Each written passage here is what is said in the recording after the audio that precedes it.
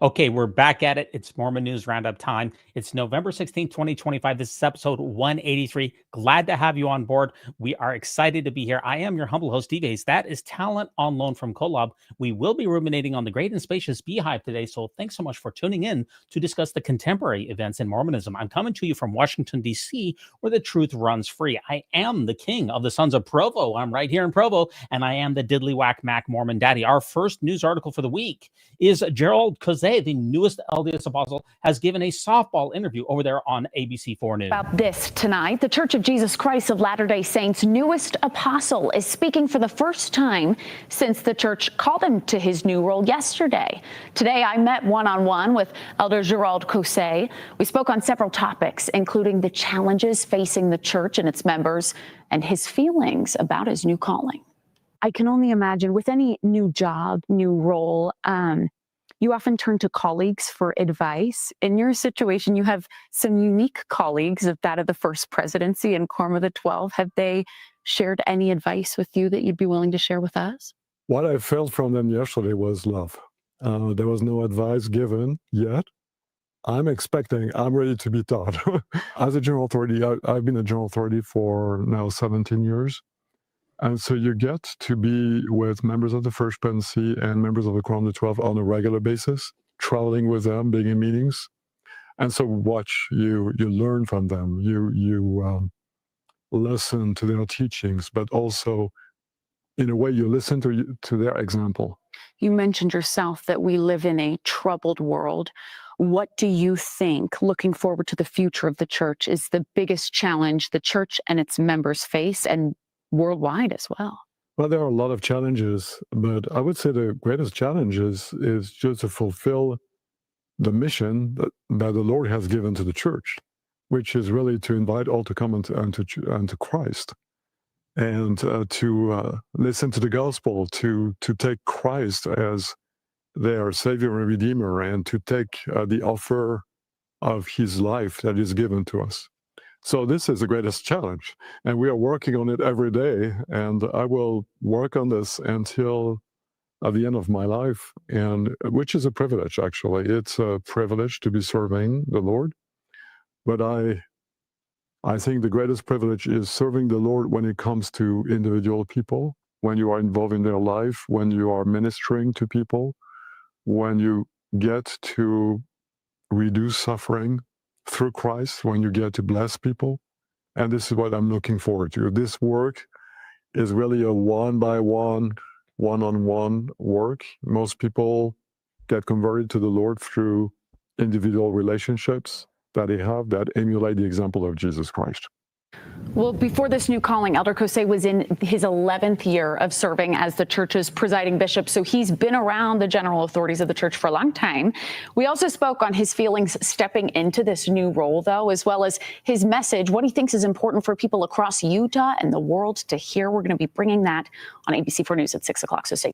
Oh, okay. A couple reactions, first of all, to Gerald. First of all, the greatest challenge, I think, to the modern Church of Jesus Christ of Latter-day Saints is secularization and modernization. It has the same challenges that are inherent to any other religion that is slipping by. The more that people get educated, the less likely it is that they're going to believe in a God. Number two, these are the typical softball interviews that Mormon general authorities will give.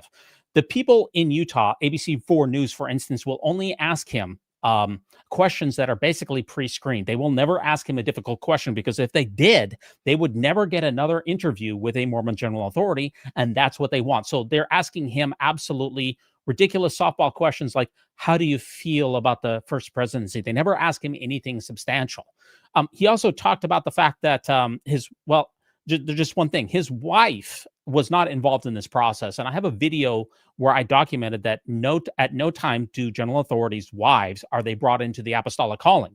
Even though he said that for the rest of his life, he will serve the Mormon Corporation, his wife implicitly will also have a lifelong calling that she will be a part of as well, but she was not consulted in the matter. And I know that for a fact because it's never been done in the past before. And we're also going to talk about the Presiding Bishopric shakeup here in just a little bit later. By the way, Patricia, nice to have you on board. Great to see you in the live chat, by the way. He knows the financial secrets of the church for sure. As the Presiding Bishopric, he was directly involved in the Ensign Peak scam, as I've discussed a number of times before.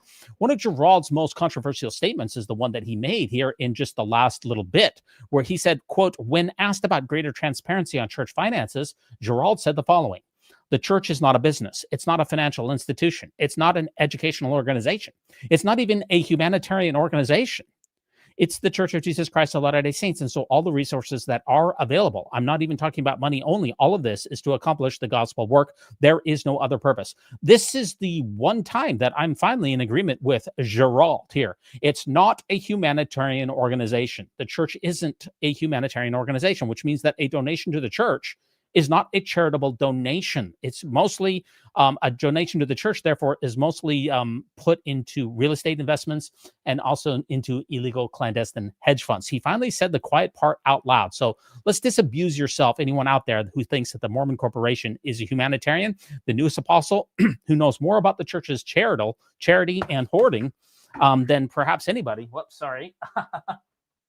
He admits that straight out, and I'm glad for that little bit of clarity. Sorry, my lights here are giving me a little bit of a problem here. I've got to get this set up here.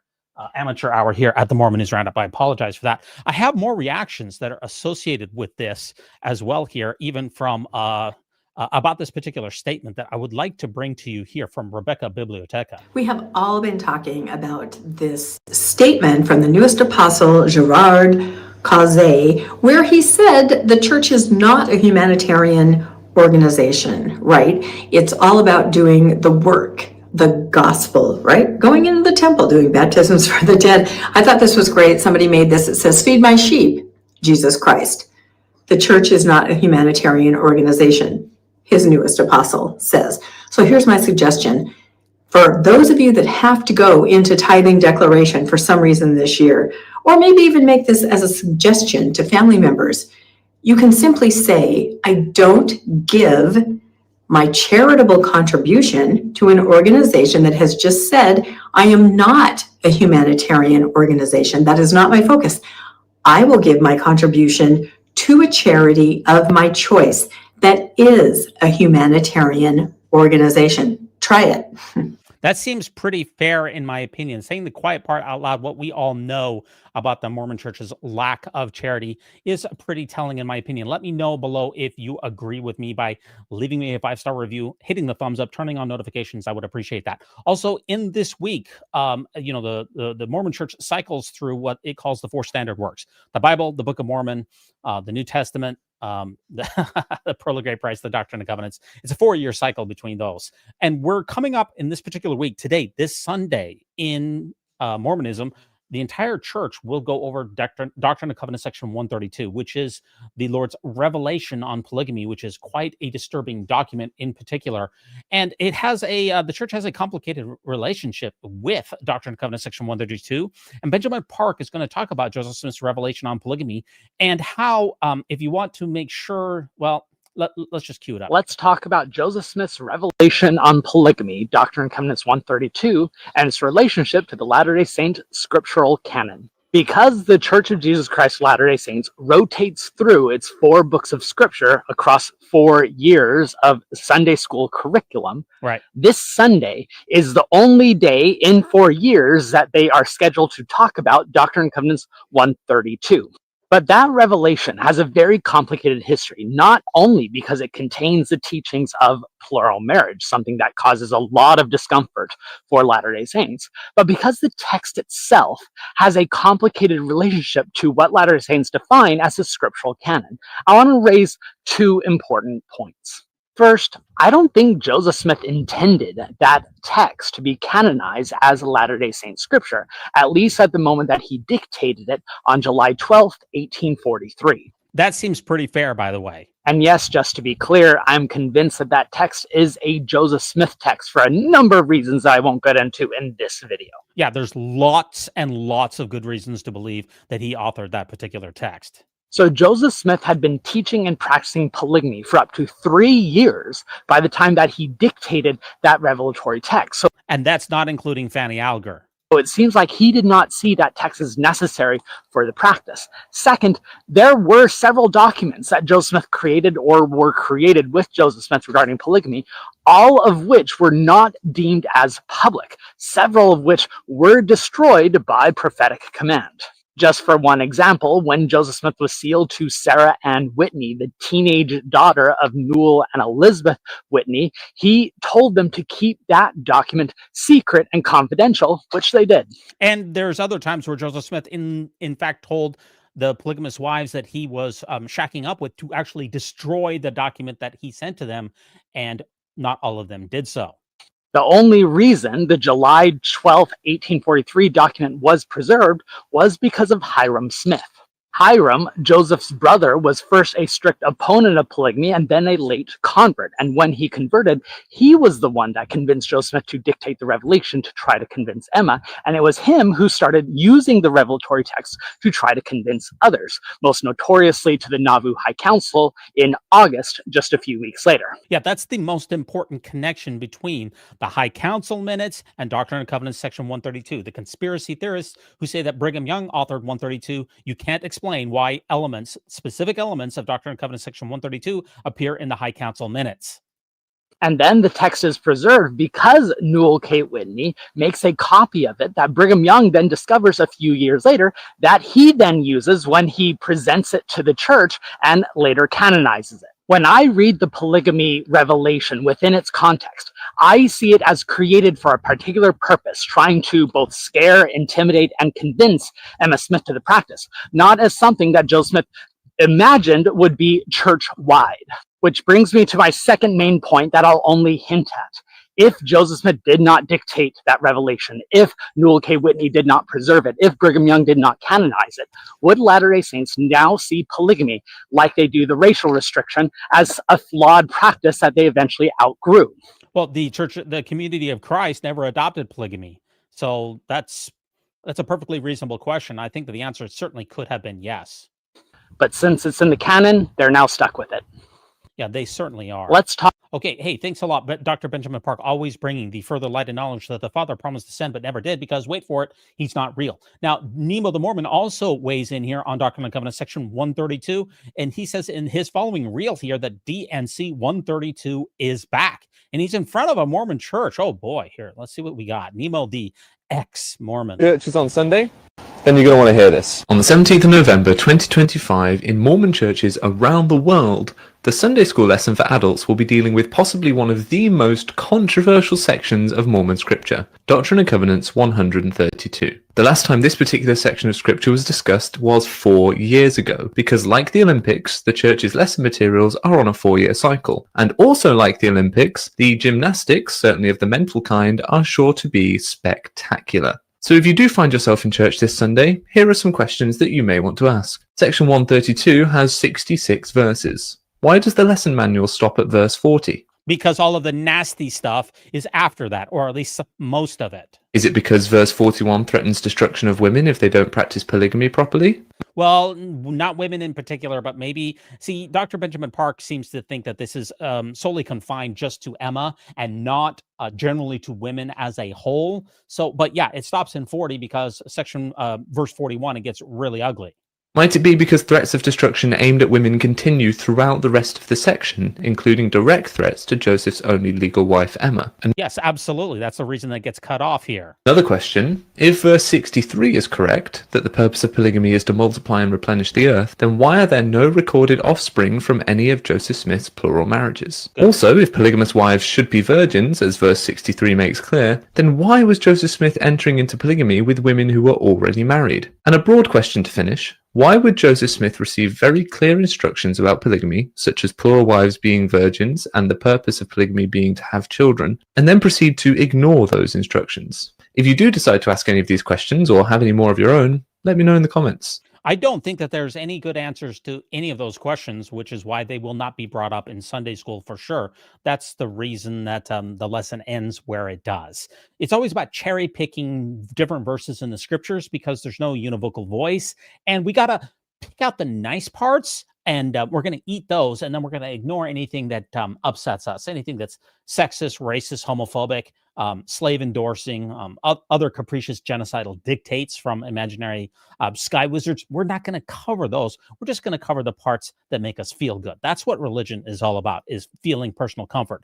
Kristen Walker-Smith, paid shill for the Mormon Church, I believe here. She's going to talk about this particular verse here with polygamy and this section here. She says, tell me, what is your biggest, most uncomfortable question when it comes to polygamy? I'm planning on doing another reel on this topic. Let's see what Kristen Walker is going to teach us about eternal plural marriage.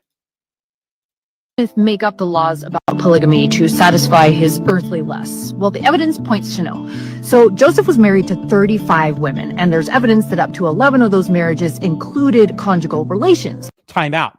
Up to, what do you mean up to? At least 11. Don't you dare say up to. We have strong evidence of sexual relationships. She calls it conjugal sexual relationships with at least 11. Strong data, not up to, at least that many. That's my first bone with you, Kristen.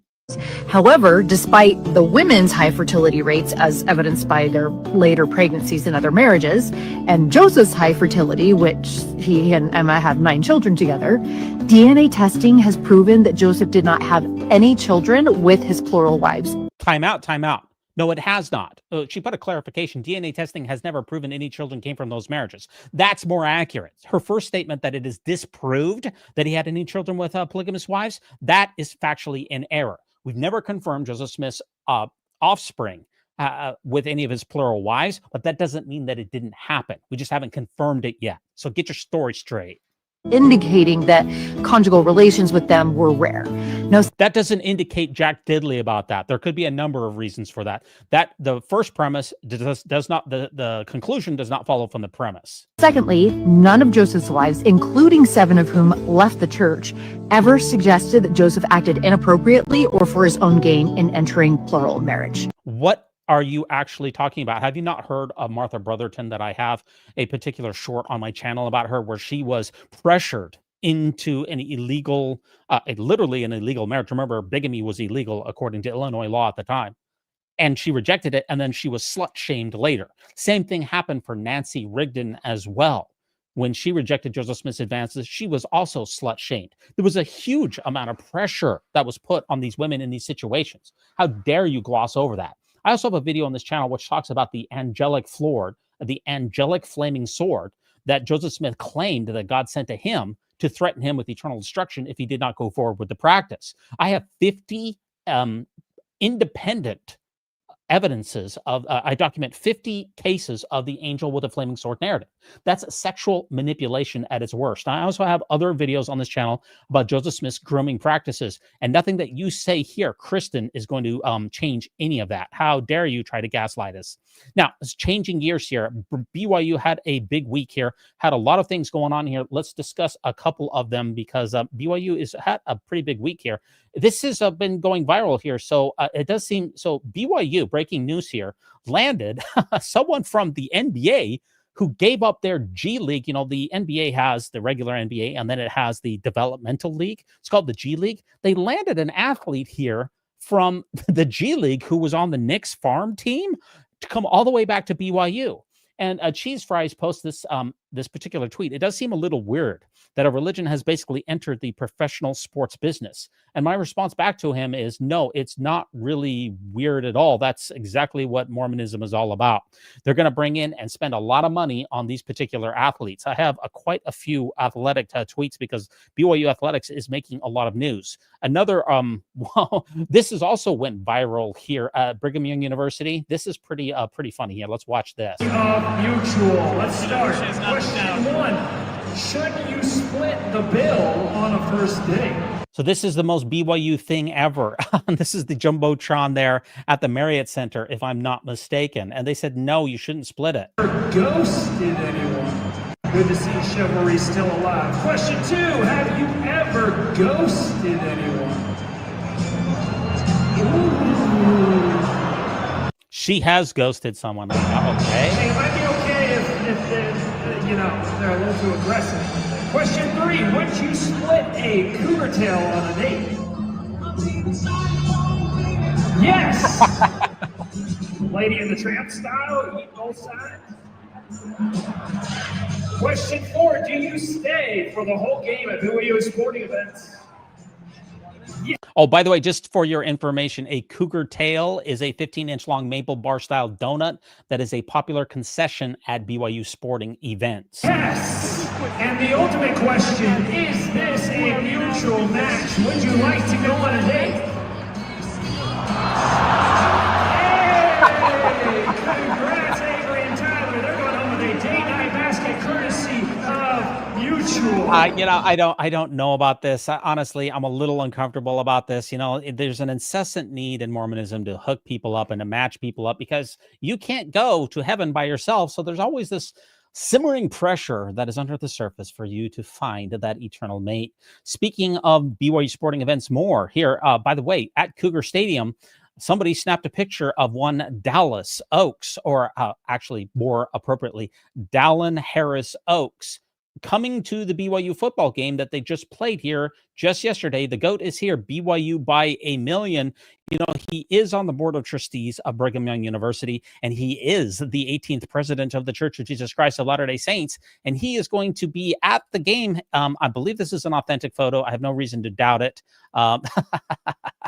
That's pretty crazy. But, the thing about it is the BYU sports has also had some negative press this particular week. Utah kicker, if you think back a couple of weeks ago, the Utah kicker, when BYU had the Holy War with the University of Utah in the football stadium, the Utah kicker was practicing during BYU's opening prayer, which some people, including everyone's least favorite Latter-day Saint, Mike Lee, took major issue with. And BYU fans said, that's a sinner.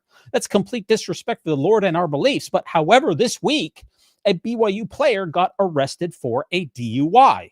And what did the BYU fans say about that situation? They said, give him grace. We don't know all the facts. Can I just say John's 8-7 to those hypocrites? I'm sorry, I don't know what John 8-7 is right off the top of my head here, but it's BYU's Kennard Davis Jr. arrested on suspicion of DUI after a crash. BYU Athletics, boy. Is that really bringing souls into the kingdom when you have these kind of players? And speaking of more cringe in the BYU athletic sphere, this is Shane Reese here. This is from one of my favorite accounts out there on X, Sam the Lamanite, at On the City Wall. At BYU, the priorities are so out of whack and leaders are unprofessional. Top leaders are acting like clowns after a recent basketball win. Not to mention Shane Reese crowd surfing after BYU beat Utah. Are these disciples of Jesus or sports-obsessed clowns? That is a good question. So Shane Reese, who is pictured here, who is the president of Brigham Young University Provo, was crowd surfing after BYU beat Utah. That's pretty cringe, but I'm sorry. What the hell, bro? I don't know my gang signs. He's throwing up gang signs after BYU basketball beats an opponent. What the actual hell is going on, man? Where is the dignity of your office, bro? And look at this picture, man. Get a freaking grip, bro. I mean, BYU Athletics is absolutely out of hand this week, man. I don't know what's going on down there, which reminds me of this last tweet about BYU. BYU, it should be renamed BUY, where you can serve two masters, God and money. How much money, especially tithing money, by the way, is being funneled into BYU athletics so that the Mormon Jesus can win football and basketball teams? Now, I've been told before that don't worry, no tithing is being used to funnel into the NIH program and grease all of these student athletes and give them millions of dollars. For instance, we saw earlier the BYU is literally taking players out of the NBA farm system, the G League, and bringing them to BYU. I guarantee that they're not doing that on the cheap. How much money is being funneled from tithing into BYU athletics? Oh, well, we don't know. I don't know. And if anybody tells me that they know for a certainty that no tithing is being used so that the Mormon Jesus can root on his football team, I would ask you to bring some receipts to that. Those of you out in the live chat, thanks so much for being here today. I do appreciate that.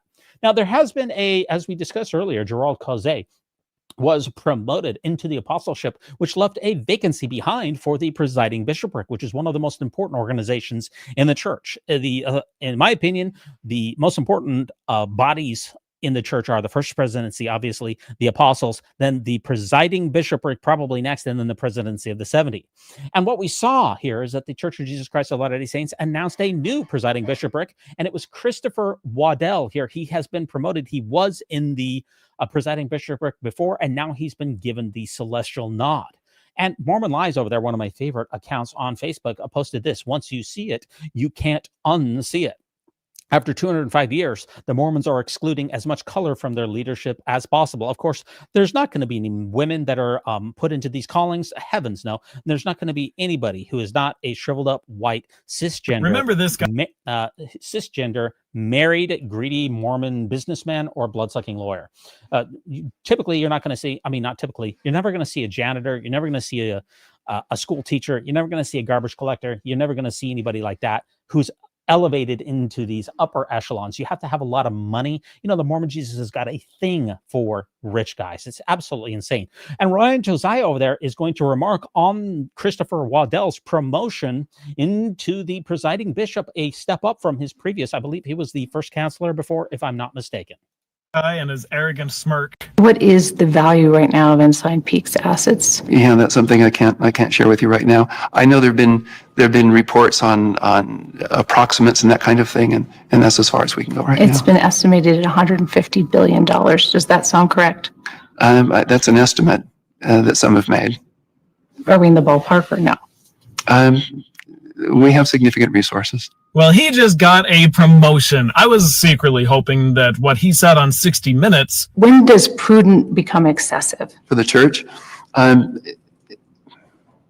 don't know if it's ever becoming excessive because it's all going to be used at some point. There's no more discussion about disclosing the value of the totality of the resource at Ensign Peak. Because it's confidential. We don't feel it's being secret. We feel it's being confidential. Okay, so just real quick here to remark on this, and we discussed this, by the way, back on episode 60, where I had Colby Reddish and Ryan McKnight on the program, and we actually reacted to this 60 Minutes particular take here. Notice he said it can never be excessive. In other words, there is never enough resources. There's never a total number that they're like, okay, we've got enough now for church operations, and it's time to really ramp up the humanitarian. There's never enough. The LDS greed for the corporation, for the institution, it has absolutely no limits. What's the difference? The difference is... Look, real quick here. This is one of the most cringy takes here where she asks him, what's the difference between sacred and secret? The difference is, I guess it's a point of view. But don't you agree this would be a non-issue if there was more transparency? It would certainly help. It wouldn't be a non-issue, but it would help out a great deal if you would be totally transparent in your dealings. No, because then everyone would be telling us what they wanted us to do with the money. Would have earned him a demotion. But Dallon's in charge now, and he is not exactly known for subtlety. So if you were hoping for the world's wealthiest church to be more honest and transparent regarding its mind-bogglingly large treasure trove of money, I'm afraid you're going to be disappointed for a very long time by the looks of it. Notice that the two men here who are really some of the most people who are responsible for the entire Ensign Peak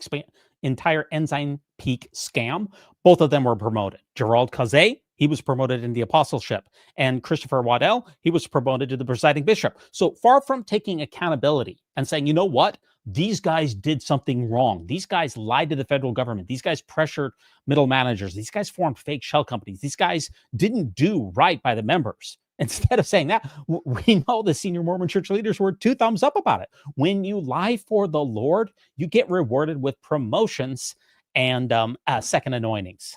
Okay, Secret Lives of Mormon Wives, Jen Affleck here. Let's cover one article on here, by the way. Dancing with the Stars.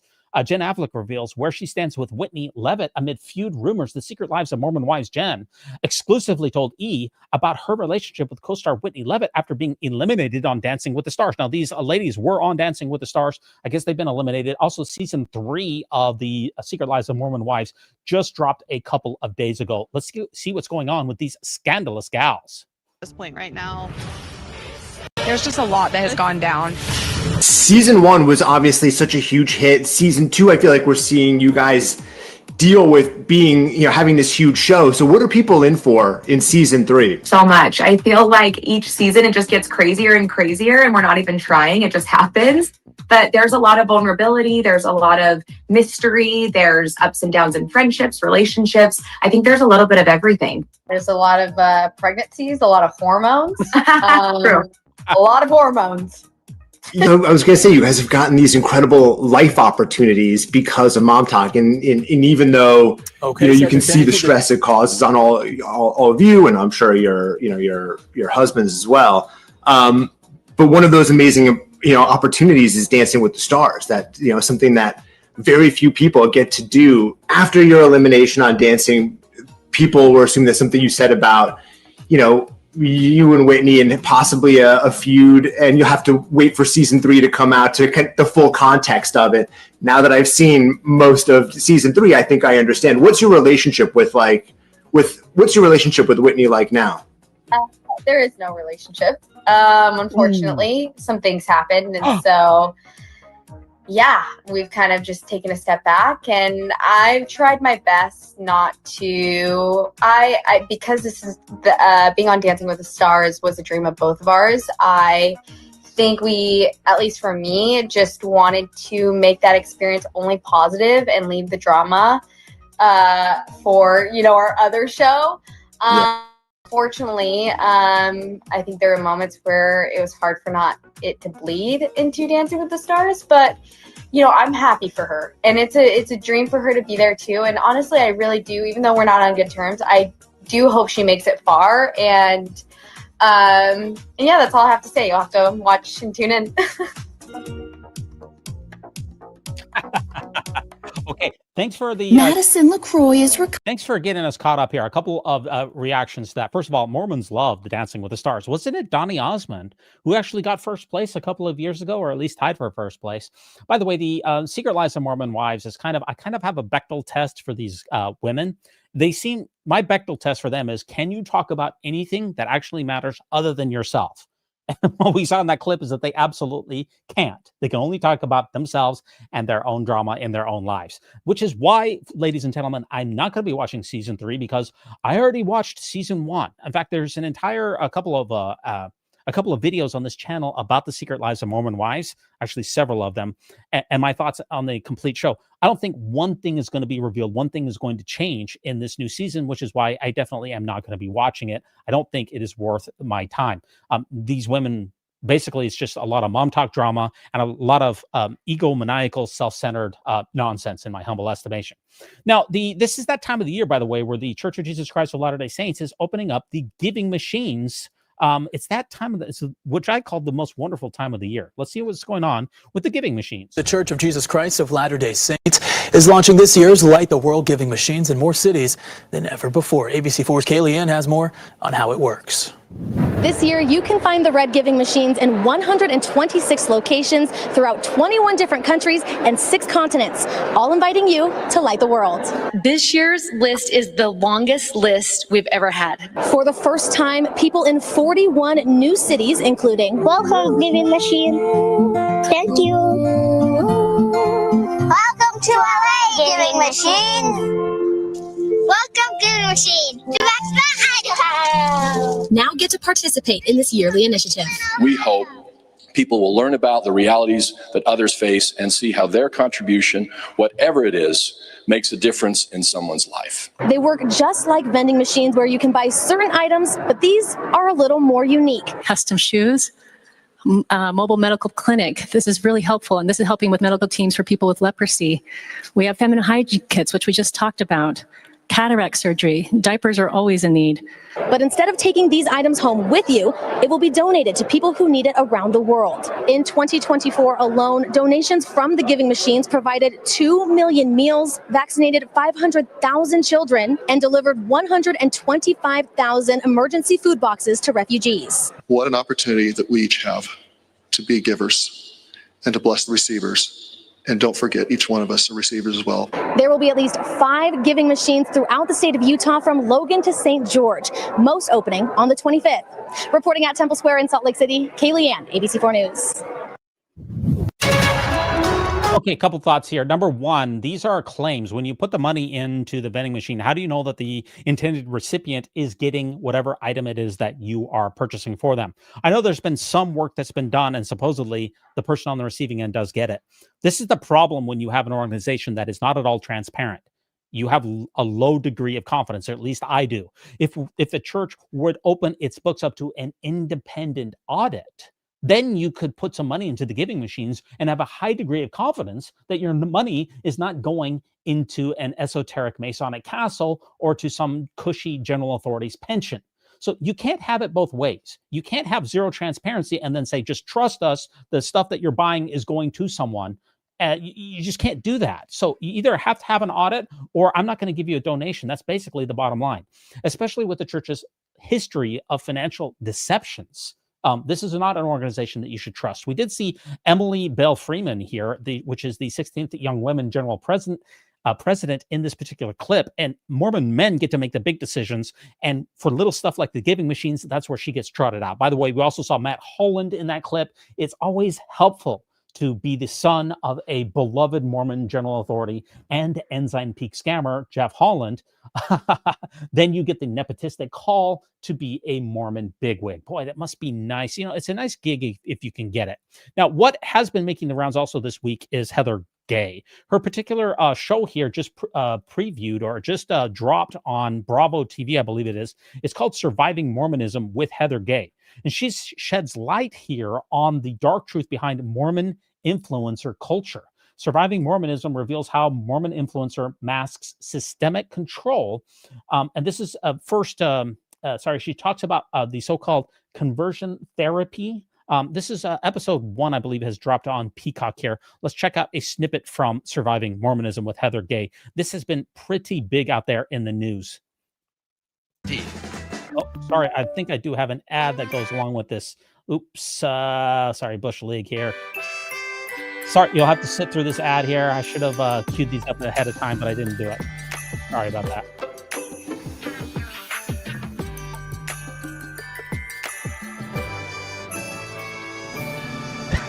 Okay. Sorry about that.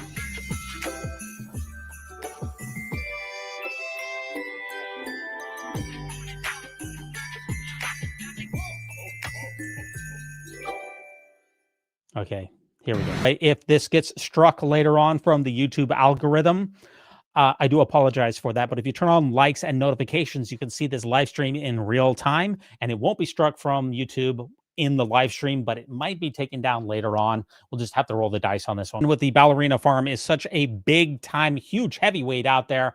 And so are a lot of other Nara Smiths and other people, Jenny Gage, who was an influencer, this supposed, these stay-at-home moms who kind of glamorize that particular lifestyle where the man goes out and works and the mom raises a bunch of kids at home. Obviously, that's big time popular these days. Still is. The 1950s Mormon mindset that the general authorities still try to project is the white, happy, nuclear family with a mom who stays at home, a dad who goes out and brings home the bacon, and then lots and lots of kids. This is fitting right in with the Mormon 1950s IBM pure and delightful. It's like Leah Remini vibe here, where she had a couple of news programs, or I guess a couple of series where she talked about, helping people leaving Scientology and the harm that religion has done to people. I'm getting the same type of vibe here because this is the first time I've actually watched this clip.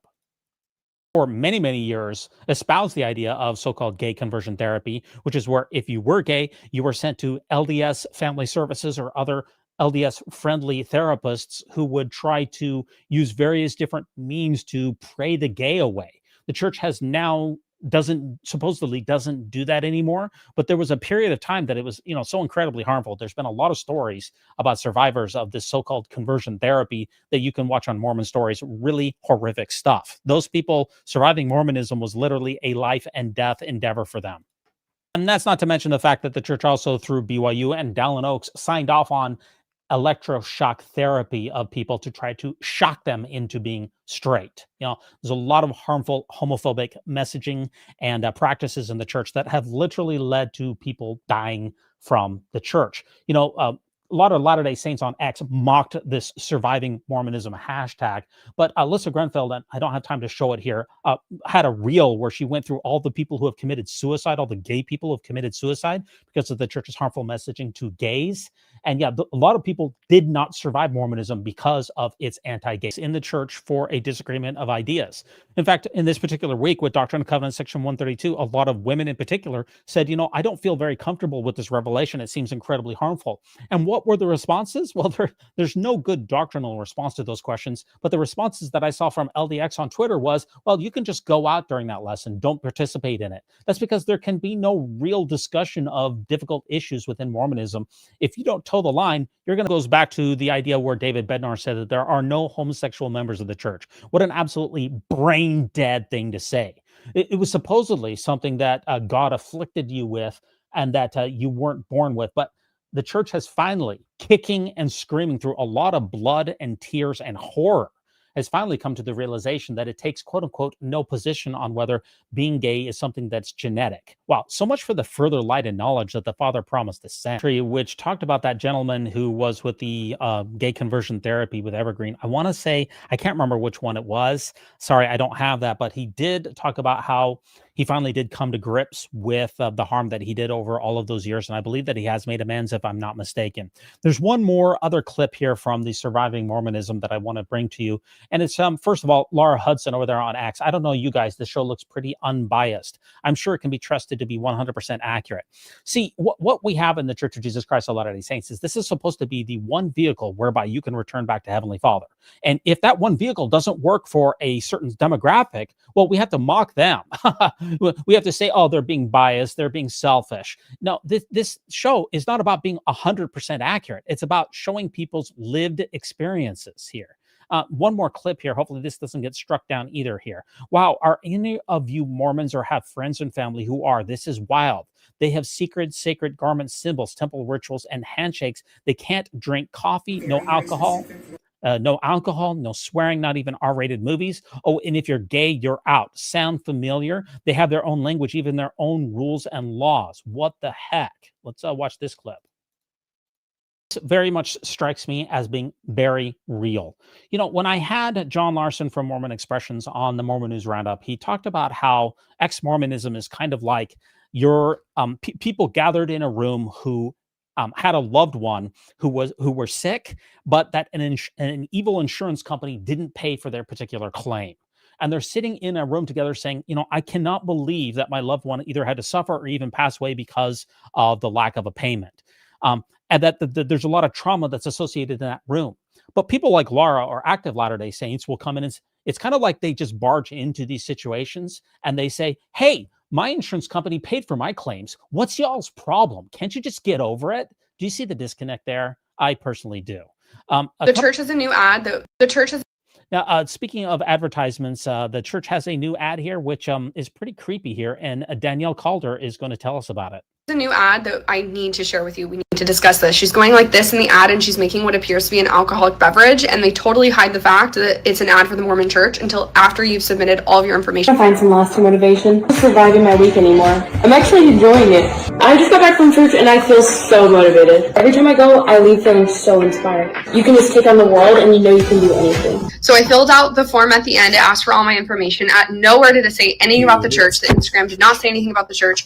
Then even when I fill out the form, nothing is there. It was not until the missionaries, my local missionaries, texted me and were like, hey, we saw that you saw our ad on Instagram.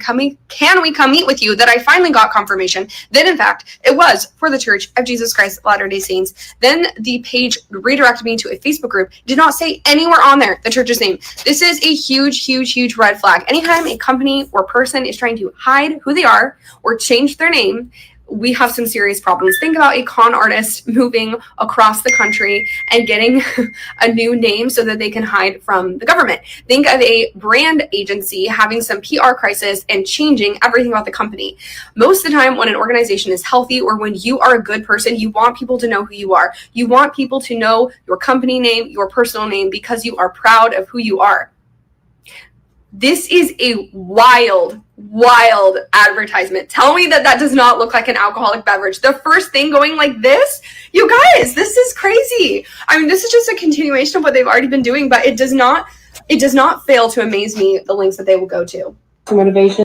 I just got back from church. Yeah, that's a pretty crazy ad. There's no doubt about that. I don't know much about making drinks, by the way. I'm a teetotaler, but I also mentioned something very, very similar here with the church's very, very cringe ads here.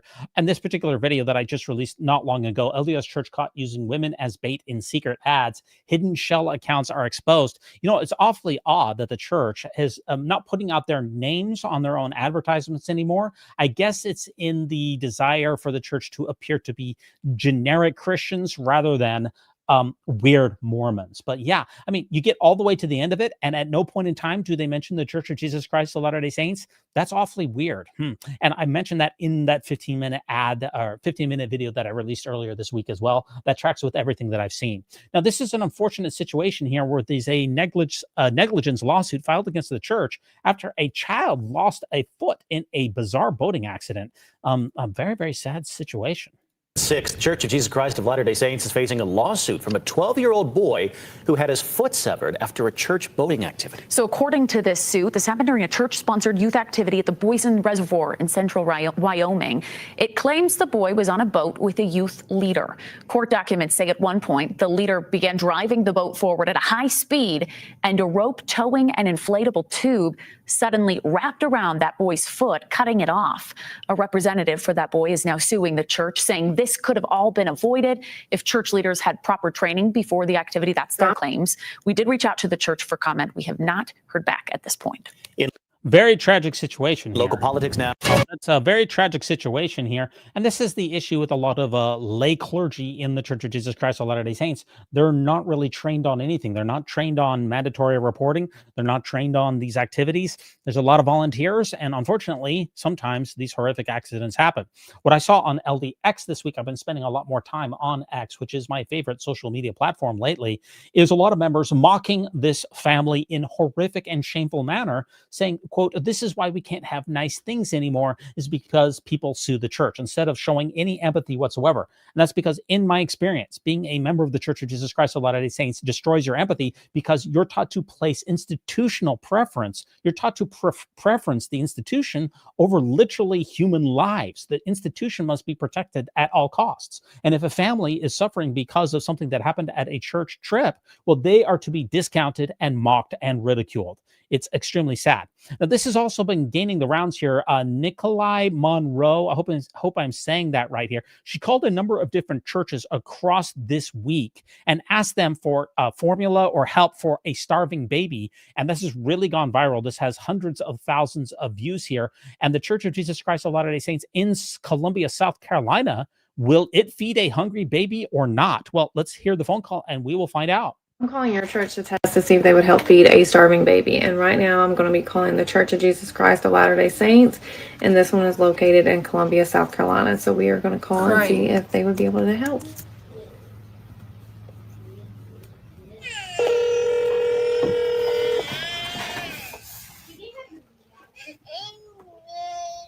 Hello?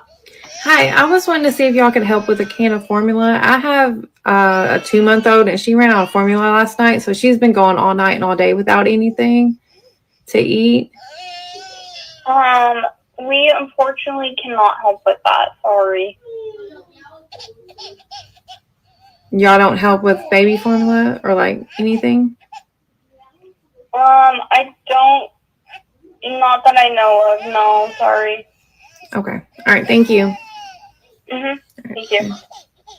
And there was a shocking number of her calling dozens of different Christian denominations and other religious groups of particular churches that would not help her. I believe that the baby sound that she had in the background was fake here. But yeah, there's been a lot of people who tell me again how Christians are really the best people in the entire world when all of these so-called Christian churches won't help a woman with a starving baby. Tell me again how that works. When the Church of Jesus Christ of Latter-day Saints is worth $350 billion and can't spare some baby formula for somebody, Tell me again how that works. Now, I do have a faithful reaction to this, which I will play for you at this time. Let's see how people try to spin this one here. Does the church give away formula to parents in need? The answer is it depends. Okay. You're out of formula and you can't afford it anymore. What do you do? Can you get help from the Church of Jesus Christ of Latter-day Saints? The answer is it depends, and not just on your membership. The church keeps baby formula, plus diapers of all sizes and wipes, stocked in its extensive network of food pantries known as bishop storehouses. Who can access these places and what they can take from them is ultimately the decision of a bishop or a lay leader of an individual congregation. The church provides general guidelines in its handbook for bishops regarding distributing aid. For example, it explicitly states that members don't need to be actively attending meetings or following church standards to receive help. The handbook does encourage bishops to refer non-members to other community resources, but even this is not ironclad. If a bishop feels guided by God's Spirit to help, the handbook says he should help. Geography is arguably a much bigger factor than whether you are a member or not. Latter-day Saint bishops are assigned to oversee a specific region. If non-members or even members fall outside his given boundaries, the faith leader is supposed to refer them to the bishop in charge of the area where they reside. Finally, there are practical hurdles. Bishop storehouses are often open just a couple of days a week, and maybe many miles from where someone lives. If a person can't travel there, bishops will often enlist individual members to ferry the aid. Looking beyond the local level, the church donates generously as an institution to food banks run by other organizations, especially when need is high, like during the COVID-19 pandemic. Thanks for that reporting there from the Salt Lake Tribune. The problem here, of course, is that the person who answered this line for this particular phone call, and I assume this was a genuine phone call, didn't refer this person to anyone else. They didn't really get into the details. It was a 40-second phone call, and they said, pound sand. And the thing about the Bishop Storehouse is you have to, there's strings that are attached with going to the Bishop Storehouse. You can't just walk in and say, I'm hungry or my baby's hungry. You have to go through a Mormon bishop. Anytime you place hoops in front of a baby who needs a formula, I find that to be highly distasteful. Now, a couple last articles to take you out of here, folks. Do appreciate you being here. These are on the lighter side here. Let's check these out here. Mormon temple conspiracy theories? What's going on here? Intersecting grid lines that increase the power of our body, but it's not only where they're built, but how they're built. This temple uses principles of both Platonic solids and sacred geometry. What? This allows power from the sun to implode into it and raise the power of everyone inside it and around it. You'll see a cube, you'll see a sphere, which increases scalar frequency of the body, but you'll also see the windows and the spires are built with the golden ratio, and this helps resonate with the body. That's why the temple is so healing. Temples are built. Whoa. Intersecting grid lines, increasing the power of the body? What in the hell? Man, I have never heard this. Platonic solids and sacred geometry. I am not at all familiar with this, folks. I don't know what this guy's talking about, man. Pretty sick, weird, wild stuff here, to be sure. Last article here, and I don't know if that's satire, and quite frankly, I don't know if this is satire either, but it is on the Universe, which is BYU's official Facebook page here, talking about BYU Dining Services is cracking down on BYU students stealing soda. Refill of the day may seem harmless, but BYU Dining Services says otherwise. Up to 25% of soda is being stolen. We're finding, especially this last semester, an increase in guests that are stealing the soda. And when asked why they do it, students give a variety of reasons. Why not just use this cup forever? I don't feel like there's like a time limit to how many times you can reuse it. I want soda lots, and I want to not pay all the time. In response, BYU Dining Services recently put up signs to enforce that refills are only for the same visit. It's not meant for people to fill up their hydro jugs or anything like that. It's same visit only, just like any other restaurant out there.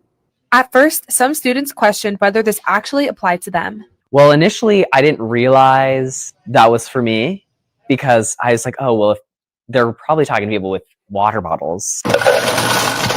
But Dining Services is enforcing this rule to everyone, even those sustainable users. There may be some that truly are surprised or didn't understand that you had to buy the soda, but there are some that do know, and we're trying to help honest people be honest. Although it's too soon to tell, BYU Dining Services is optimistic that this will put an end to the issue. Like it's probably fair. I can see that being an issue that they'd want to enforce. As BYU Dining Services continues to enforce it, they will be keeping a close eye on the issue. Let us know your thoughts on the new policy in the comments. Your Wow. Those Mormon students, what a crime wave, by the way. The church has got so much money that those couple of cents from those sodas can really add up, can it? Hey, thanks so much for ruminating with me on the great and spacious beehive. Always think celestial. And remember that no unhallowed hand can stop the Mormon News Roundup from progressing. And I'm going to go out on the Mormon News Roundup theme song. Thanks so much for being here. This winter at Smugs, stay 3 I got to subscribe to YouTube Premium, which, by the way, reminds me, you can support this particular program on YouTube. You can also support it on Patreon if you feel so inclined. Thanks so much for being here. Our final segment. From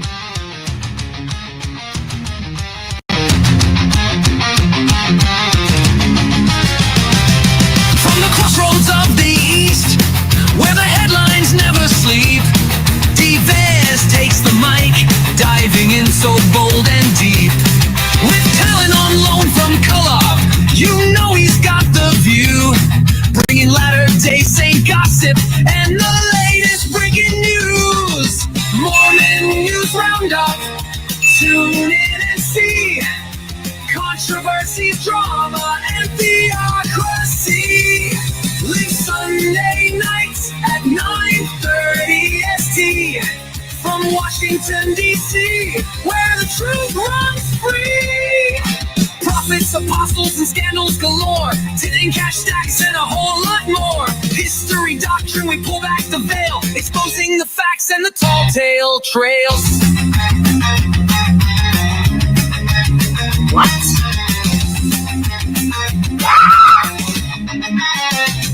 So grab your popcorn, bring a friend.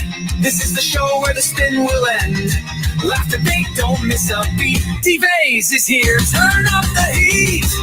Mormon News Roundup, buckle in tight. The truth shines brighter than a Salt Lake light.